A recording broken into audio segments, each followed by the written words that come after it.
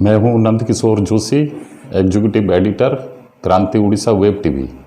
आज मैं आपके सामने उपस्थित हुआ हूं संपूर्ण एक नए विषय को लेकर। विषय का नाम है भारत में निर्मित कोरोना वैक्सीन दुनिया में छाई। अर्थात आज भारत की कोरोना वैक्सीन का दुनिया में डंका बज रहा है। इसी विषय को लेकर आपके सामने मैं आज प्रस्तुत हुआ हूँ।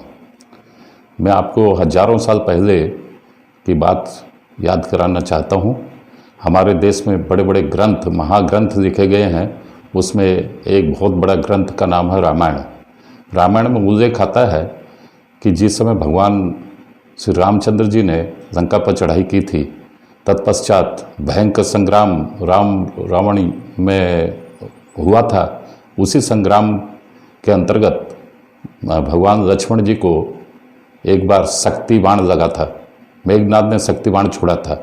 वो शक्ति बाण का असर ऐसा हुआ कि भगवान लक्ष्मण भी बेहोश हो गए। कुछ समय के लिए, कुछ घंटों के लिए मूर्छित हो गए। शक्ति बाण का प्रभाव ही ऐसा था। उस समय भगवान रामचंद्र जी भी एक बार विचलित जैसे दिखाई दे रहे थे और सारी वानरों सेना में, भगवान रामचंद्र जी की सेना में एक बार तो खलबली मच गई। तत्पश्चात सबने राय दी, विशेषकर विभीषण जी ने राय दी कि ये जो सुसैन वैद्य है, रावण के राज दरबार में एक वैद्य था सुसैन वैद्य, उस सुसैन वैद्य को ये शक्ति बाण का दवा का सब मालूम है, उसको बुलाया जाए। एवं उस सुसैन वैद्य को लाने के लिए हनुमान जी उपयुक्त समझे गए एवं हनुमान जी ने जाकर सुसैन वैद्य को लेकर आए वहाँ पर रणभूमि में लक्ष्मण जी के पास। उनको देखकर लक्ष्मण जी को मूर्छित अवस्था में देखकर सुसैन वैद्य ने तुरंत बता दिया कि इनको तो शक्ति बाण लगी है और इसका उपचार केवल हिमालय से लाई हुई जड़ी बूटी के द्वारा ही हो सकता है। अब हिमालय कहाँ, श्रीलंका कहाँ, भारत के उत्तर में स्थित हिमालय पर्वत हजारों मील दूर, और वो भी बोले कि एक रात के अंदर वो नहीं आएगी, सुबह होते ही फिर ये बच नहीं पाएंगे। तो उस मामले में भी हनुमान जी एक बार फिर संकट मोचक के रूप में सबके सामने उपस्थित हुए एवं हनुमान जी को भगवान रामचंद्र जी ने भेजा हिमालय पर्वत पर जड़ी बूटी लाने के लिए। हनुमान जी वहाँ जाके देखते हैं तो जैसा वर्णन सुसैन वैद्य ने किया था वैसा वर्णन, वो चमक वाली औषधि वृक्ष वहाँ तो काफ़ी थी। तो हनुमान जी को और कुछ सूझा नहीं और समय भी बीतता जा रहा था। उन्होंने तुरंत वो पर्वत को ही अपने हाथ पर उठा लिया और पर्वत को लेकर चले लंका की ओर चले। रास्ता में बाधा विघ्न भी आई। भगवान भरत ने उनके ऊपर बाण भी चलाया। फिर वो नीचे आए, जय श्री राम बोले। तब भरत ने अपनी गलती मानी एवं फिर पुनः हनुमान जी चले लंका की ओर। और लंका की ओर जब चले और कुछ ही घंटों में वो श्रीलंका भी पहुंच गए। पहुंचने पश्चात उसी में से जड़ी बूटी निकाले सुसैन वैद्य ने, और सुसैन वैद्य जड़ी बूटी निकालकर उसका लिपापोती, उसका लेप वगैरह किए। लेप वगैरह करने से भगवान लक्ष्मण जी जो मूर्छा में थे उनको होश आ गया और वे वापस जैसे थे वैसे ही नॉर्मल बन गए। इसी वहीं से एक्चुअली हमारे देश में जड़ी बूटी की दवा या आयुर्वेद की दवा या देसी दवा जो भी हम लोग कह लें, वहीं से उसका उल्लेख हमारे देश में उपलब्ध है। तत्पश्चात द्वापर युग में भी इसका काफ़ी प्रचलन हुआ। द्वापर युग के बाद अभी हम लोग कलयुग में जी रहे हैं। कलयुग में ये जो आजकल की एलोपैथी मेडिसिन जो हम लोग देख रहे हैं, जो हम लोग सेवन कर रहे हैं, ये एलोपैथी मेडिसिन एक्चुअली इंग्लैंड से आई है हमारे देश में। और इंग्लैंड, हमारे इतिहास में मैंने भी पढ़ा है कि शाहजहाँ, मुगल बादशाह शाहजहाँ के समय कुछ अंग्रेज व्यापारी यहाँ भारत में पहली बार आए थे और उस समय शाहजहाँ की बेटी की तबीयत खराब थी। उन्होंने क्या एलोपैथी मेडिसिन दे दी तो शाहजहाँ की बेटी की तबीयत अचानक जो खराब थी वो ठीक हो गई चंद घंटों में। तो शाहजहाँ ने खुश होकर उनको बोला कि मांगो, क्या वरदान मांगते हो, मांगो, क्या चीज़ मांगते हो। वो खुश होकर बोले। तो अंग्रेज तो चालाक चतुर थे, व्यापारी भी थे।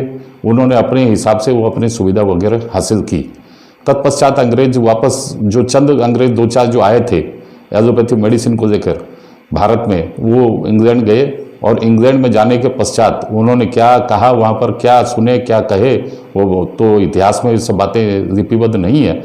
लेकिन मैं शायद अंदाज से कहता हूँ, मेरी आकलन के अनुसार, कि उन्होंने ही इंग्लैंड की महारानी या महाराजा जो भी उस समय हुआ करते थे उनको कहा होगा कि भारत एक विशाल देश है और वहाँ सोने की चिड़िया का वास है, वहाँ सुख संपत्ति संपदा काफ़ी है, धनशाली है, वैभव है, इसलिए हमें भारत की ओर रुख करना चाहिए।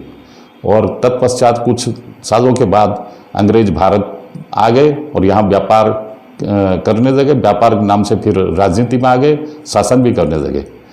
इस तरह एलोपैथी मेडिसिन का यह संक्षिप्त इतिहास कलियुग में, यानी आज के दौर में 200-300 साल पहले की मैं आपके सामने रख रहा हूँ। अब हम देखते हैं कि ये जो अंग्रेज जो लेके आए एलोपैथी मेडिसिन हमारे देश में, वो कब से आई, उसका उल्लेख अभी है।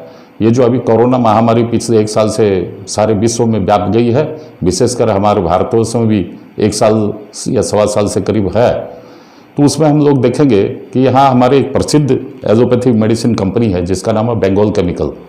ये कलकत्ता में स्थापित हुई थी 1904 में, और 1904 में ये कलकत्ता में जो स्थापित हुई थी, इसी ने एक मेडिसिन उस समय निकाला था 1904 में। सारे विश्व में उस मेडिसिन ने भी डंका बजाया था। उस मेडिसिन की डिमांड इतनी हो गई थी कि उस समय जो प्रथम विश्व युद्ध हुआ था 1914-15 के आसपास, 4-5 साल प्रथम विश्व युद्ध चला। दूसरा विश्व युद्ध 1940 के आसपास हुआ था, वो भी 4-5 साल चला। उन दोनों विश्व युद्ध में भी ये मेडिसिन काफ़ी कारगर साबित हुई थी। और तत्पश्चात अभी पिछले साल ये जो कोरोना महामारी अभी हमारे देश में फैली है, चीन से आयातित है, सारे विश्व में फैली है, उसमें भी यह मेडिसिन काफ़ी कारगर साबित हुई। और यहाँ तक कि राष्ट्रपति ट्रंप ने एक बार मोदी को भी धमकी भरे शब्द में बोला कि ये मेडिसिन अगर हमें नहीं दोगे तो फिर देख लेना। तो मोदी जी भी ये मेडिसिन अमेरिका को भी दिए, ब्राज़ील को भी दिए, सारी दुनिया को सप्लाई किए। और इस मेडिसिन के जरिए से सारे भारत ने पूरी दुनिया में अपना डंका बजाया। और इस मेडिसिन की तारीफ में तो ब्राज़ील के राष्ट्रपति ने यहाँ तक कहा कि जिस तरह भगवान लक्ष्मण को बचाने के लिए हनुमान जी ने औषधि लेकर आए थे वो हिमालय पर्वत से, उसी तरह आप भी हमारे लिए हनुमान जी की भूमिका अदा कीजिए और आप भी हमारे देश को बचाने में कामयाब होइए। तब मेडिसिन भारत ने भी, मोदी जी के नेतृत्व में भारत ने भी मेडिसिन वहाँ लाखों की संख्या में भेजी थी। अब मैं बता रहा हूँ कि ये जो अभी मामला चल रहा है कोरोना के अंदर में, अभी जो सब चीन से ये तो आयातित है, सारे विश्व को मालूम है कि कोरोना महामारी फैली है चीन से, और चीन भी कोरोना महामारी को दूर करने के लिए एक वैक्सीन का इजाद किया है। लेकिन बड़े मजे की बात यह है कि चीन का कोरोना वैक्सीन कोई देने को लिए सारा विश्व में तैयार नहीं है। यहाँ तक कि चाइना और नॉर्थ कोरिया जो चीन के साथ हैं, चीन के दीवाने हैं, चीन से ही उनकी अर्थनीति चलती है, चीन के ऊपर संपूर्ण रूप से आश्रित हैं, वो भी चीनी निर्मित कोरोना वैक्सीन को लेने के लिए हिचकिचा रहे हैं, वो भी आगे नहीं बढ़ रहे हैं। और उधर दूसरी तरफ अगर हम लोग देखें तो भारत निर्मित भारत बायोटेक से कोवैक्सीन और सेरम इंस्टीट्यूट की कोविशील्ड, ये दोनों ने अभी सारे दुनिया में धूम मचा रखी है। यहाँ ऐसा कोई देश नहीं है जिसने कि भारत से ये दोनों में से कोई एक औषधि की मांग न की हो। सारे विश्व में आज एलोपैथी मेडिसिन में भी भारत का डंका बज रहा है। उदाहरण के तौर पर मैं आपको बताऊं कि इंग्लैंड में अभी एस्ट्राजेनेका, इंग्लैंड की कंपनी है, इंग्लैंड से ही एलोपैथी दवा निकली है और इंग्लैंड ही एलोपैथी दवा का जनक भी कह सकते हैं। लेकिन उसी इंग्लैंड की कंपनी ने बनाया है एस्ट्राजेनेका कोरोना वैक्सीन। वो एस्ट्राजेनेका की भी इतनी डिमांड नहीं है जितनी भारत में निर्मित कोवैक्सीन और कोविशील्ड की है। अभी हाल ही में इंग्लैंड यूरोपियन कंट्री में एक आता है। यूरोप के 6 कंट्री जैसे डेनमार्क, लग्जमबर्ग, ऑस्ट्रिया वगैरह 6 देशों ने अभी बैन कर दिया है इंग्लैंड से निर्मित एस्ट्राजेनेका मेडिसिन को। उन्होंने यह कहा कि इसका साइड इफेक्ट्स बहुत है। एक नर्स तो ऑस्ट्रिया में, यहाँ एक नर्स की तो मौत हो गई एस्ट्राजेनेका इंजेक्शन लेने के पश्चात। इसलिए अभी यूरोप की जो एस्ट्राजेनेका दवा है यूरोप में ही कारगर नहीं हो रही है तो बाहर तो वो क्या कारगर होगी, क्योंकि यूरोप पूरा ठंडा मुल्क है, ठंडा देश है, वहाँ पर एक जैसी क्लाइमेट है पूरे यूरोप में, और एस्ट्राजेनेका यूरोप में ही फेल हो गई है। इंग्लैंड तो अभी तक खुल कर सामने आया नहीं है, ये एस्ट्राजेनेका के भी फेवर में कुछ बोलता नहीं है, वहाँ भी लॉकडाउन शटडाउन फिर से स्टार्ट हो गया महीना डेढ़ महीना के पहले, और अभी भी कुछ कुछ जगह लॉकडाउन शटडाउन चल भी रहा है। और अमेरिका जो है वो फाइजर के ऊपर डिपेंड कर रहा है, और अमेरिका ने तो खास तौर पर जो बाइडेन ने साफ साफ कह दिया है कि जब तक फाइजर कंपनी भी निकाल दिया, अर्थात विश्व में अभी 3 देश में 4-5 कंपनियों ने ही कोरोना वैक्सीन का इजाद किया है, उसमें एक अमेरिका भी है। अमेरिका की कंपनी का नाम है फाइजर। फाइजर जो हमारे हिंदुस्तान में भी Bombay stock exchange, national stock exchange में लिस्टिंग है। फाइजर की दवाएं हिंदुस्तान में भी करोड़ों अरबों की बिकती है, उसी फाइजर कंपनी का टीका अमेरिका में लग रहा है। लेकिन जो बाइडेन बड़ी शर्मनाक बात बोले कल, उन्होंने कहा कि सारे विश्व से अभी डिमांड आ रही है अमेरिका में कोरोना वैक्सीन के लिए, लेकिन हम लोग तभी उपलब्ध कराएंगे जब सारे अमेरिका वासी इसको मतलब कोरोना वैक्सीन को ले चुके होंगे। कोरोना वैक्सीन जब सारे अमेरिका वासी ले चुकने के बाद जो सरप्लस स्टॉक होगा उसी को हम लोग अमेरिका से एक्सपोर्ट करेंगे। अर्थात अमेरिका की इसमें स्वार्थपरता, स्वार्थवादी नीति साफ साफ झलक रही है। वहीं अगर हम लोग इसको भारत के साथ में कंपेयर करें, तुलनात्मक दृष्टि से देखें, तो भारत में मतलब क्या है कि कोरोना की जो वैक्सीन का काम चल रहा है, साथ में सारी दुनिया को भी 40 से अधिक देशों को भारत अभी तक एक्सपोर्ट भी कर चुका है कोरोना वैक्सीन का। विशेषकर हमारे जो पड़ोसी देश हैं, नेपाल, भूटान, बांग्लादेश, मालदीव, श्रीलंका वगैरह को लाखों डोज हम लोग भारत ने वहाँ पर मुफ्त में गिफ्ट के तौर पर दिया है। इसलिए वो सारे देश भारत माता की जय का गुणगान कर रहे हैं, भारत माता की जय बोल रहे हैं और भारत के साथ चलने की बातें बोल रहे हैं।